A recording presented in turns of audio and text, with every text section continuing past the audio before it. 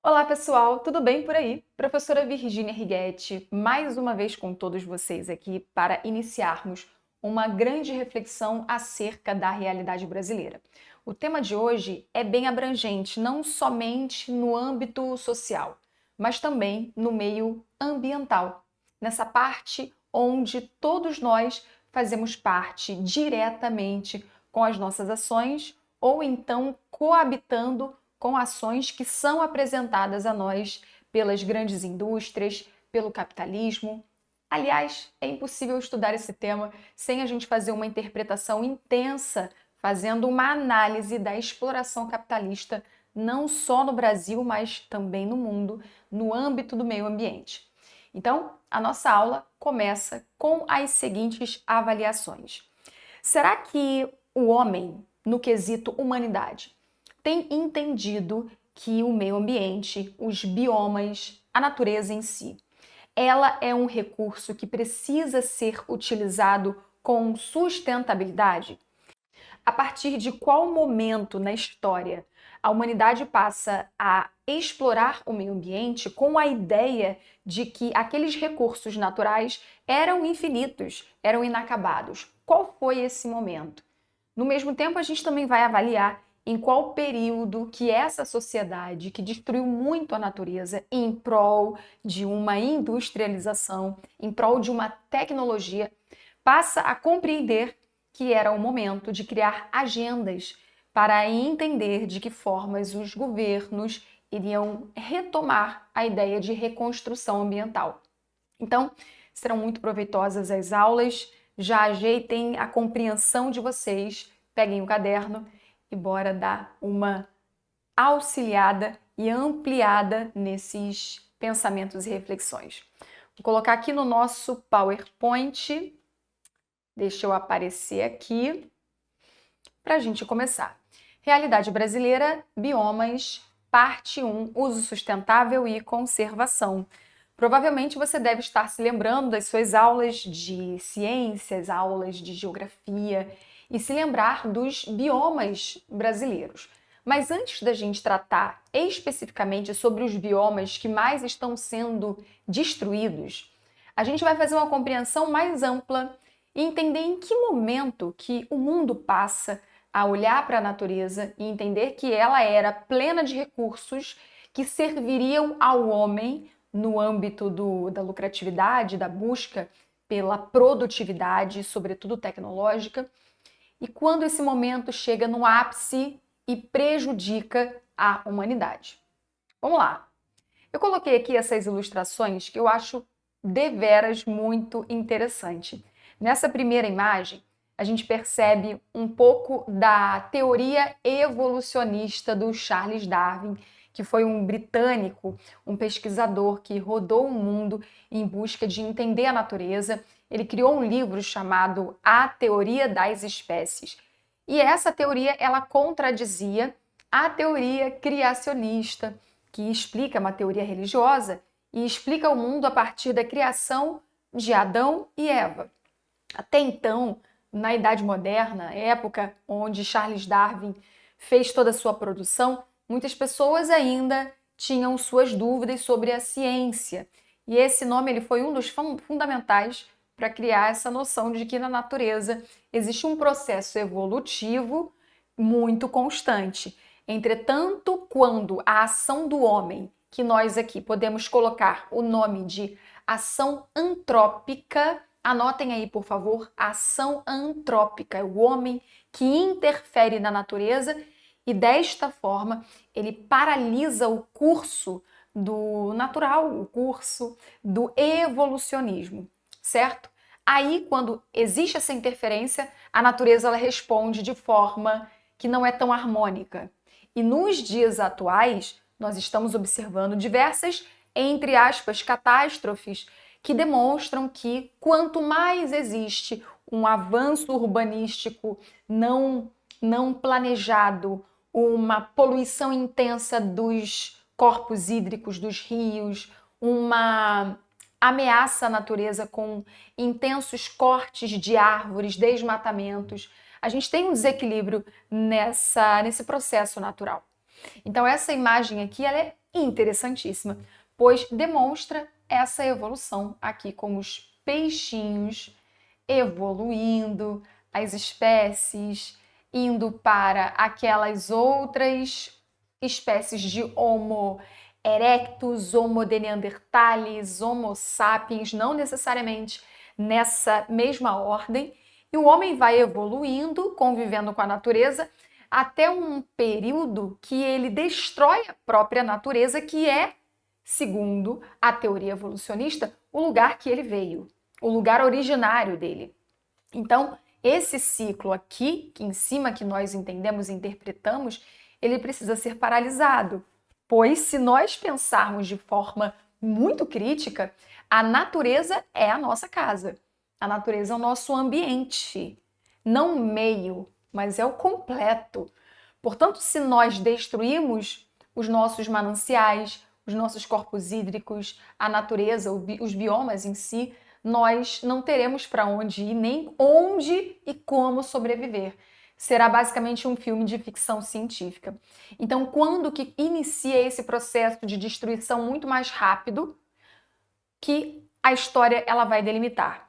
Basicamente aqui durante a Revolução Industrial de 1750, ou seja, meados do século XVIII. Nós teremos um país que será o chamado pioneiro nesse processo de tecnologia, de avanços para ter uma produção comercial muito maior. Lembrem-se, a gente não pode estudar sem ter a interpretação do capitalismo. Então, o capitalismo, o comércio, ele estava em amplitude durante o século XVIII, a Idade Moderna, então chamado esse período, e a partir de muitos estudos tecnológicos vão ser criadas as máquinas, as primeiras máquinas que serão introduzidas para a produção de tecidos. Dessa forma, a Inglaterra ela vai entrar numa reação em cadeia de criar diversas outras máquinas e compreender que através da queima do carvão, da queima de minérios, da extração de vários recursos naturais, obviamente, que vêm da natureza, essas máquinas elas podem ser muito mais movimentadas de forma veloz. Então teremos aí basicamente, queridos, 100 anos, de 1750 a 1850 na Inglaterra, depois pulverizando por vários outros países da Europa, uma gama de inovações tecnológicas. Máquinas novas, criação de indústrias automobilísticas, quando passam-se dentro desses 100 anos, a criação de navios a vapor, a criação de trens, certo? E a busca pela exploração de novos recursos para fazer essa tecnologia proliferar cada vez mais. Então a gente chega no nosso primeiro âmbito de indagação. Se essa tecnologia ela estava avançando tanto, em contrapartida à natureza, como vocês observam aqui desse lado, eu coloquei até uma imagem aqui atrás de mim, que é mais bucólica, daqui a pouco eu saio para vocês verem rapidinho, é o homem no campo fazendo a sua vivência com o tempo da natureza, respeitando o tempo da natureza, e nas outras imagens que a gente vai ver mais à frente, aqui eu coloquei uma ilustração aqui ao lado, a gente tem essa sociedade completamente mudada. Não somente a natureza, como também as pessoas, os cidadãos que serão escravizados por esse ritmo que o capitalismo vai apresentar. Então eu coloquei aqui para vocês podem tirar print, porque é muito interessante, todas as questões do pioneirismo inglês, ok? Então é algo, um plus para vocês estudarem, para a gente entender todas essas aulas que nós teremos, ok? E como que a natureza ela vai ser explorada. Na primeira revolução industrial, a gente tem o uso do carvão como fonte de energia para o desenvolvimento da máquina a vapor, da locomotiva, desenvolvimento do telégrafo. Na segunda, nós teremos o uso do petróleo como fonte de energia, desenvolvimento do motor a combustão e dos motores elétricos. Na terceira revolução, a gente tem um desenvolvimento científico, consolidação do capitalismo financeiro, globalização. Quais serão as consequências disso? A gente tem aqui o aumento da produtividade, o capitalismo consolidado como sistema econômico, mudanças de relações de trabalho, e a alteração das relações entre o ser humano e a natureza. E aí você vai me perguntar, professora, mas e a questão do Brasil? Como que a gente observa que o Brasil ele vai entrar nessa reação em cadeia de exploração? Agora vem para cá. Eu coloco nessa imagem que muito recorda vocês sobre o início da colonização brasileira, portuguesa aqui no Brasil, melhor dizendo. Então, eu entendo que na Europa existe, no século XVI, vamos voltar para a Idade Moderna, esse âmbito da exploração, como nós falamos aqui primeiramente. Então, todos os reinos, os países europeus que a gente conhece hoje, como França, Inglaterra, Alemanha, Espanha, todos esses lugares, gradativamente, eles irão compreender que o comércio ele precisa crescer. E para que o comércio cresça, eles precisam explorar outros lugares além mar, que é um tema que nós chamamos de expansão marítimo-comercial. E é aí, neste período, que tanto a Inglaterra, como a França, como a Espanha, como Portugal, irão criar tecnologias que eram as chamadas caravelas, bússolas, astrolábios, uma engenharia náutica avançadíssima para a época, e vão passar a explorar os mares e dessa forma encontrar outros lugares e efetivar esse processo de capitalismo, que muitos geógrafos e muitos historiadores denominam como a primeira fase do capitalismo, que foi a fase da expansão ultramarina, do chamado mercados coloniais, que a gente também pode inserir o nome de mercantilismo, e desta forma nós começaremos a sermos explorados intensamente dentro dos nossos recursos naturais. Conseguem compreender? Ah, professora, me lembrei agora. O nosso primeiríssimo recurso natural, que foi intensamente explorado pela Europa, por Portugal, foi o pau-brasil, que era uma árvore nativa daqui do nosso território e havia uma enorme quantidade de pau-brasil por aqui. Esse pau-brasil ele foi sendo encontrado no litoral brasileiro e ele foi sendo explorado muito intensamente. Dentro dele havia uma tinta avermelhada. Essa tintura ela tinha uma coloração bastante ligada ao ruge, ao vermelho. O vermelho era uma cor da nobreza europeia e os portugueses eles começam a perceber que aquilo ali poderia dar um grande lucro. Como nós somos um país abençoado por Deus e bonito por natureza e próspero por natureza, não somente de pau-brasil nós sobrevivemos e nós oferecemos para essa exploração europeia. Como também o ciclo da cana-de-açúcar, o ciclo das chamadas drogas do sertão, que eram os temperos, as especiarias. Nós também oferecemos para eles a criação de gado, onde o couro poderia ser extraído.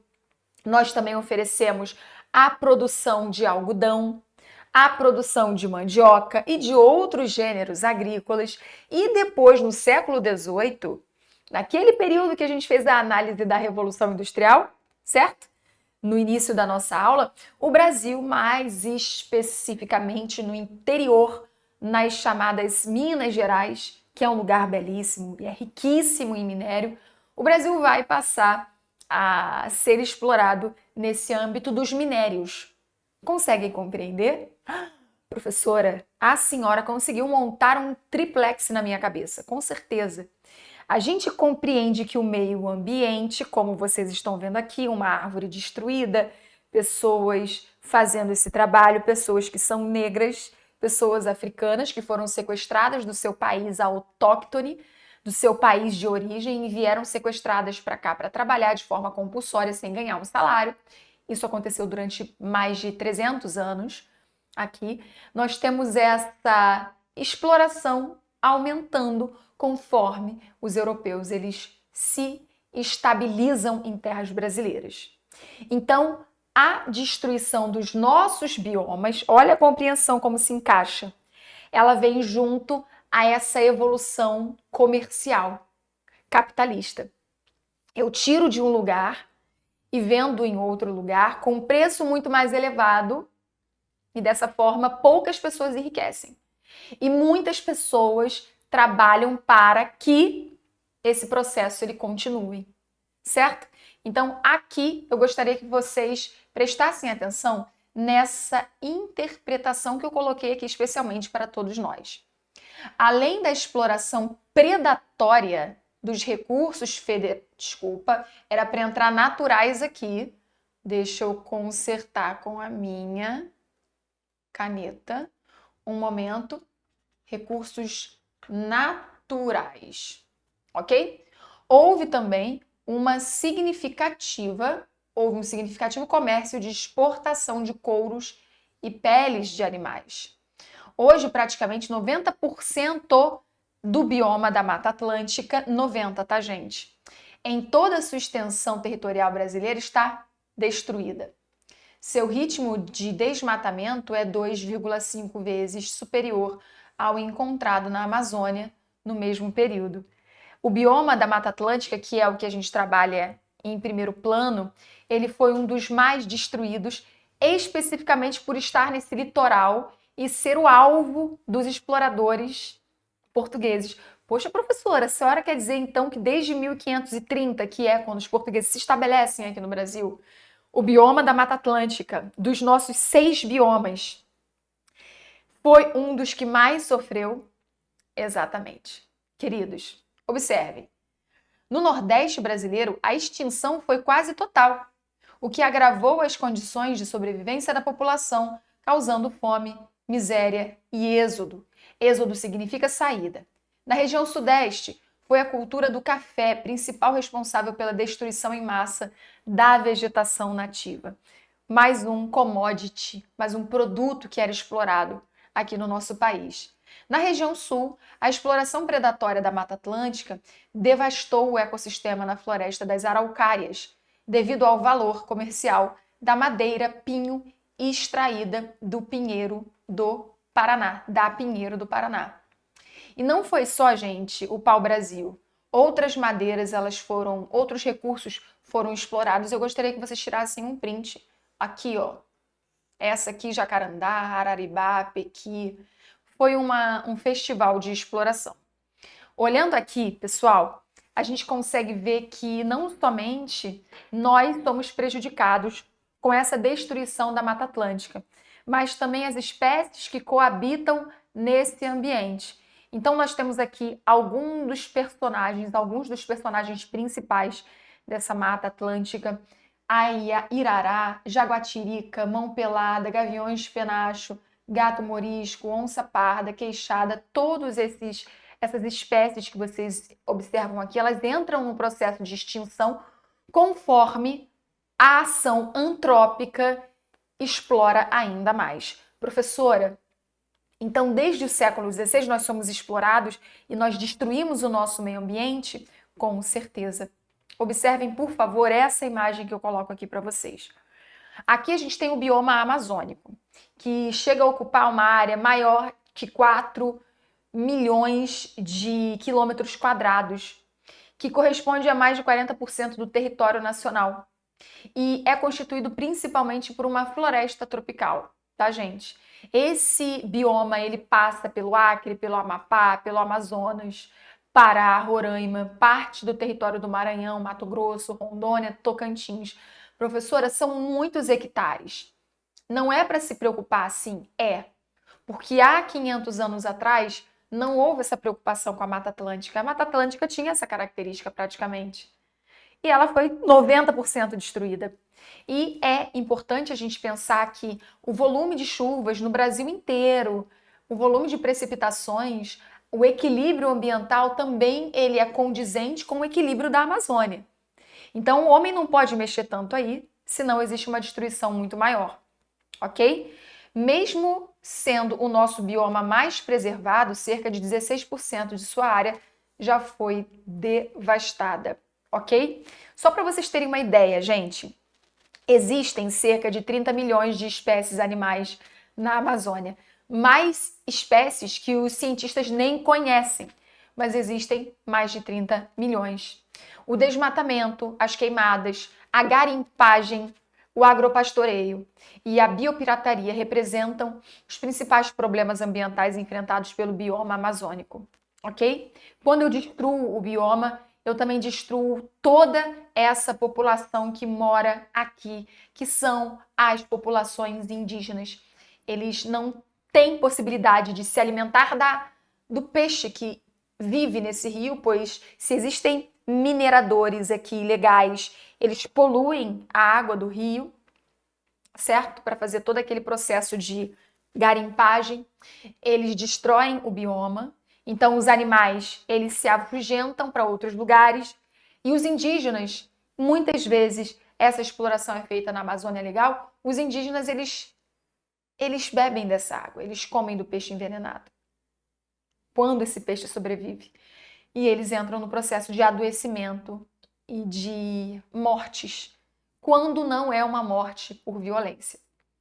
A gente viu o exemplo dos Yanomami no passado e nós entendemos o que eles passam. Quando a gente olha para toda essa questão de destruição do bioma, eu gostaria também de mostrar para vocês, não está aqui, eu vou colocar na próxima aula, que um dos biomas que mais tem sido destruído é o bioma dos pampas gaúchos, tá aqui, ó. Os pampas gaúchos, ele por ser um bioma muito pequeno do sul e por estar sendo intensificada a plantação da soja, que é um dos produtos que o Brasil mais vende para outros lugares, para outros países, esse bioma está sendo destruído. Ele está sendo comparado à destruição da Mata Atlântica, certo? Se ele é pequeno, a destruição ela pode ser muito mais rápida do que a gente imagina. Então, eu peço para vocês, por favor, tirarem print dessa imagem aqui. A gente vai falar um pouco mais na nossa próxima aula, certo? E iremos trabalhar sobre a sustentabilidade. Como faríamos para nós utilizarmos os recursos naturais e não destruirmos o meio ambiente? Bom, voltando aqui só para a gente fazer um retorno do que nós já havíamos dito, a gente fez vou colocar aqui o PowerPoint só para a gente relembrar. A gente viu no início da nossa aula, da parte 1, o quanto a natureza ela começou a ser explorada por conta do advento da industrialização, que ocorre lá, primeiramente, na Europa, durante o século XVIII, se alastra pelos outros países da Europa e chega aqui no Brasil também. A gente viu também que esse processo de degradação do meio ambiente veio um pouco antes, no início do século XVI, durante a chamada colonização portuguesa aqui no Brasil, mas com todos esses esquemas de exploração, nós teremos uma consequência muito grande, que é na exploração dos recursos naturais. Então, a gente fez uma análise. Essa imagem aqui é mais especificamente sobre o processo industrial e sobre a poluição atmosférica. E aqui eu coloco uma demonstração interessante, que é muito ligado à nossa realidade da Mata Atlântica. Quem conhece o Rio de Janeiro, a cidade do Rio, com certeza já viu a Baía de Guanabara e viu a importância dessa baía, não somente para a cidade, mas como a cidade do Rio, mas como para outras cidades da região metropolitana, da Baixada Fluminense. E essa Baía de Guanabara, ela é a demonstração intensa do quanto, durante séculos, esse lugar ele foi explorado, ele foi poluído gradativamente. E hoje em dia, em algumas regiões da Baía de Guanabara, existe uma intensa destruição da sua originalidade.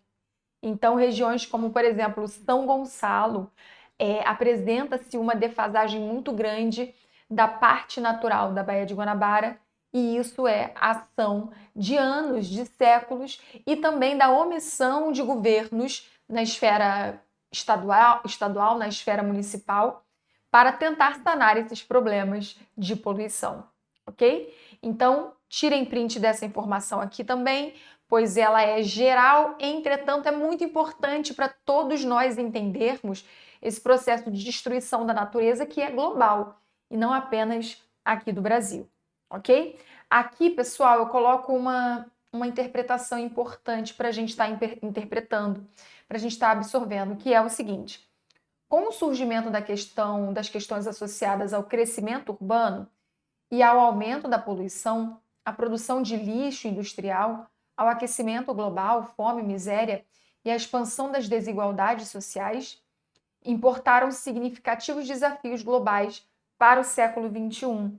Ou seja, quando a gente tem uma degradação grande da natureza, a gente também pode corroborar esse tema ao crescimento urbano não bem planejado.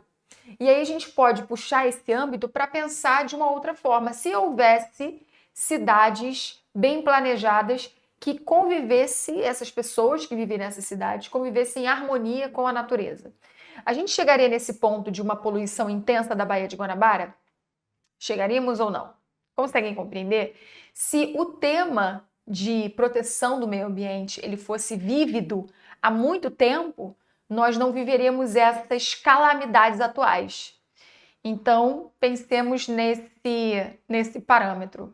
Vamos continuar aqui, queridos.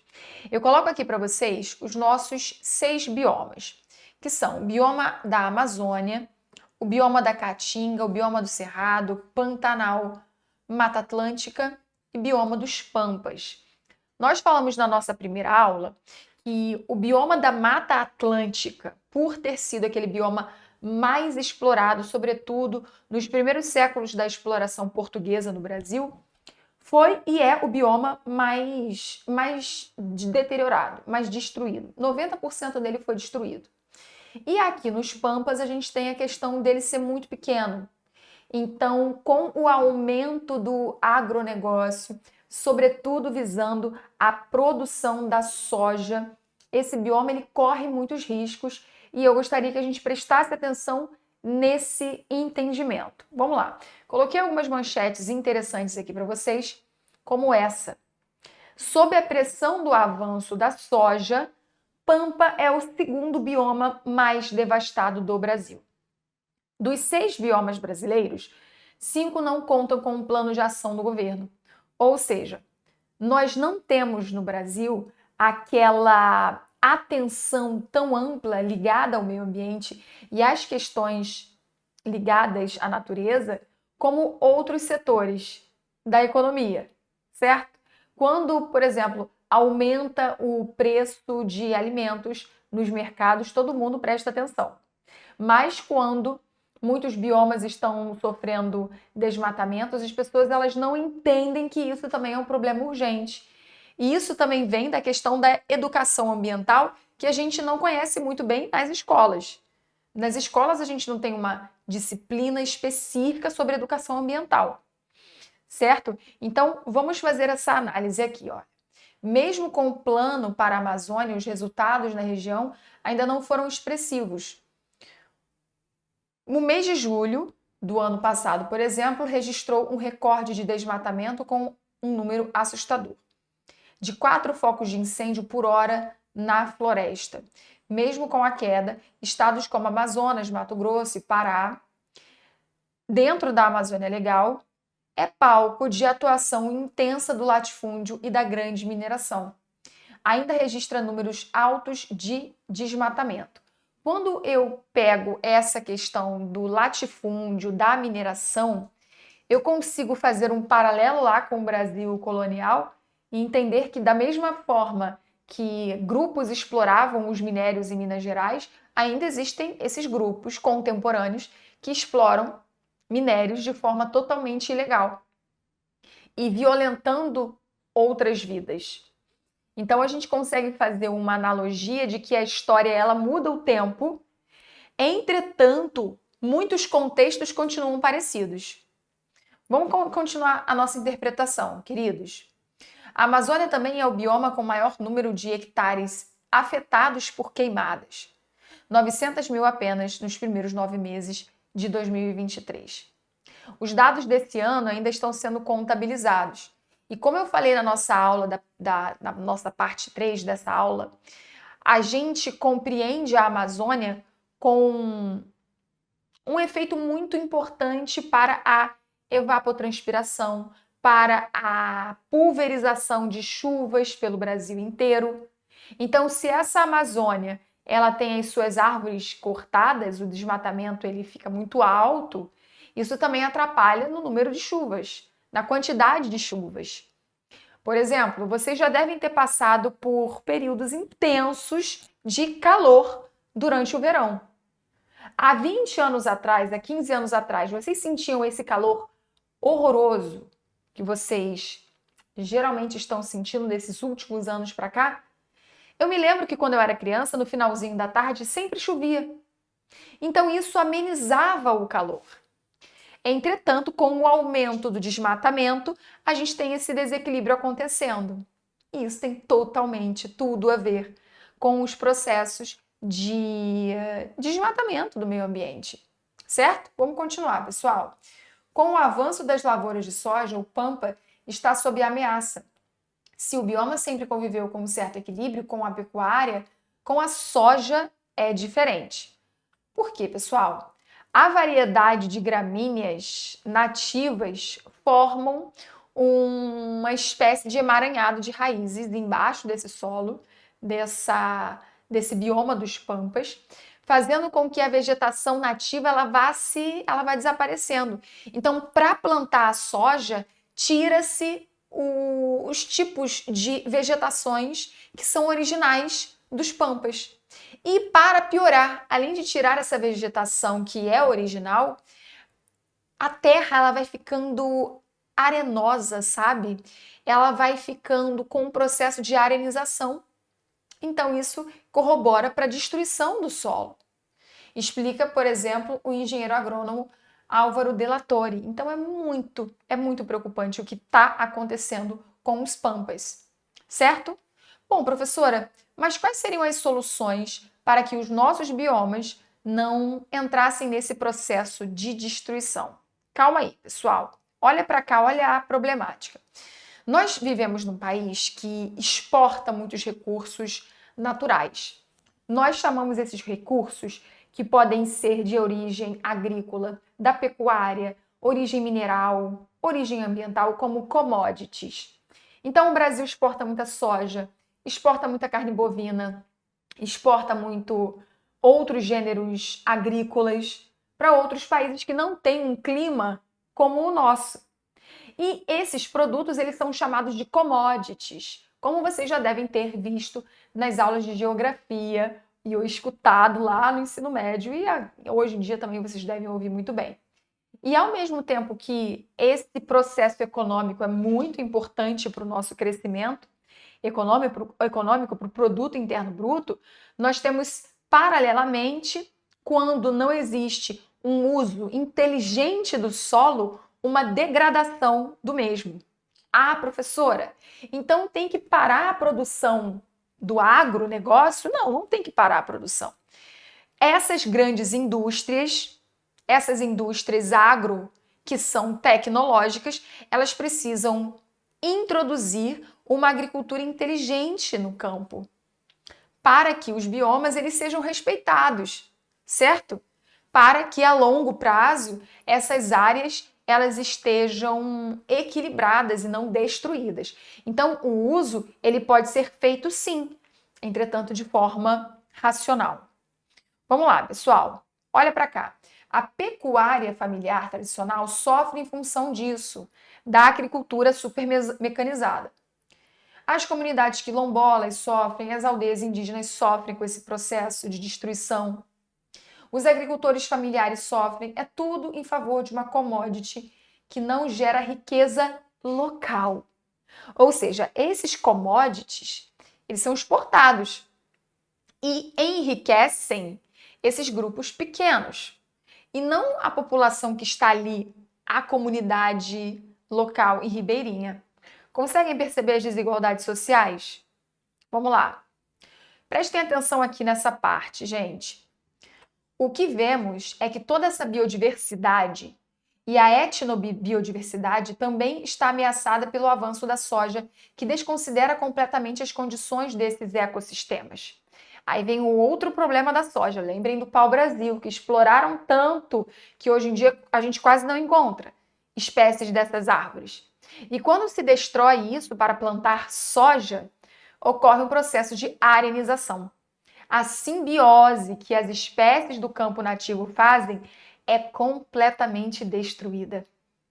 Vamos passar. Gente, vocês já ouviram falar em outro tipo de destruição chamado desertos verdes? Bom, esse tipo de vegetação que vocês estão vendo aqui em cima, que são os eucaliptos, que a gente até acha bonito quando a gente está passando por uma estrada e a gente vê uma grande plantação de eucalipto. Lembra um pouco da parte europeia da natureza, que é algo mais seco, mais uniforme, não tão latifoliado. As folhas elas são muito homogêneas, iguais. Já que na outra parte da mesma imagem, a gente vê uma diversidade de folhas, uma diversidade de árvores,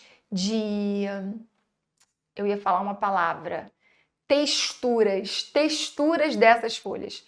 Aqui nas araucárias a gente não vê isso. As araucárias, elas não são específicas do Brasil, elas não são nativas aqui do Brasil.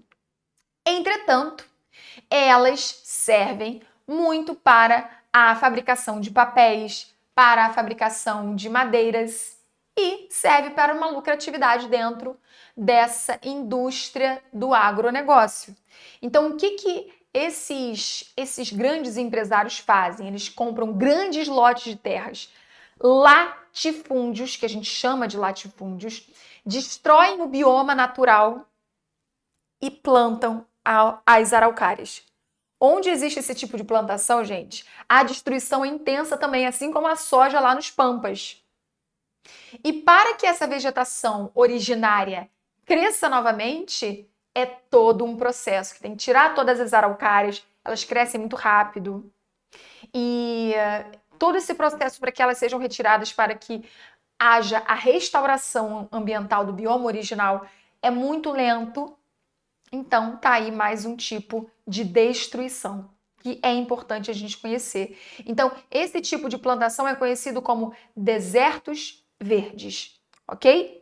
O que são esses desertos? Essas grandes áreas com um único tipo de vegetação cultivadas pelo homem, ação antrópica, aparecem cheias de vida, mas não servem de suporte para a fauna e deterioram o solo. É importante vocês tirarem print também dessas imagens e eu vou passar para vocês agora uma ideia que é muito interessante. Aqui, olha que bonito. Quando eu vejo essa imagem, esse PowerPoint sempre vai lá para o final. É lindo. Eu vejo essa imagem aqui, eu compreendo o Rio de Janeiro, a cidade maravilhosa. Isso aqui, gente, é o que sobrou da Mata Atlântica na cidade do Rio de Janeiro. E é intenso. Olha, esse é o exemplo da Floresta da Tijuca. Aqui tem umas informações importantes sobre essa parte da destruição, sobre os lugares onde a Mata Atlântica compreende, não é só no Rio, é também no Espírito Santo, Santa Catarina, Bahia, Alagoas, Mato Grosso do Sul, Minas Gerais, Paraíba, vários estados brasileiros. E isso, gente, é o coabitar das pessoas com a natureza. Entretanto, eu não coloquei uma outra imagem que fala sobre demonstra, na verdade, o processo de urbanização e de favelização dessas localidades do Rio de Janeiro. Então, quando eu tenho uma urbanização que ela não é controlada, eu também contribuo para a destruição desses biomas, correto? Passando aqui no finalzinho, qual seria a solução para que a gente coabitasse bem com a natureza? Esse tipo de cidade sustentável que a gente vê aqui. Na sua cidade existe uma intensa propaganda para o plantio de árvores e não o corte de árvores, para o uso de carros elétricos, para o uso de maneiras de reciclagem de lixo. Na sua cidade existe isso? Se não existe, então a gente está colaborando para esse bioma, o que resta desses biomas, os que são naturais das nossas cidades, entrarem numa defasagem. Então, como que seriam as soluções para a gente ter mais sustentabilidade e usar com coerência viver com coerência nesses ambientes, adotar práticas de consumo consciente, como substituir a aquisição de objetos com materiais rapidamente descartáveis no meio ambiente, e não plásticos, e não vidro, e não sacola plástica do mercado, separar o lixo doméstico e orgânico, substituir meios de transporte individuais altamente poluentes por outros que sejam mais orgânicos no seu quesito de harmonia com o meio ambiente, evitar o desperdício de água, evitar o desperdício de energia, realizar o plantio de árvores, respeitar a legislação ambiental. Mas, professora, como que eu vou separar o lixo se na minha cidade não tem nem espaços de reciclagem? Tem um lixão na minha cidade. Vocês conseguem compreender como é difícil? Como que eu vou de bicicleta para o meu trabalho, professora, se eu trabalho a 1 hora da minha casa? Aí entra outra problemática.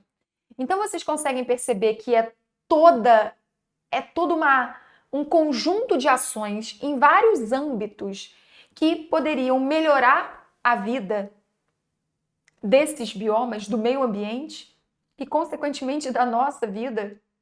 Para a gente conseguir viver assim, olha, a gente teria que trabalhar perto de casa. Na nossa cidade poderia haver várias faixas de ciclistas.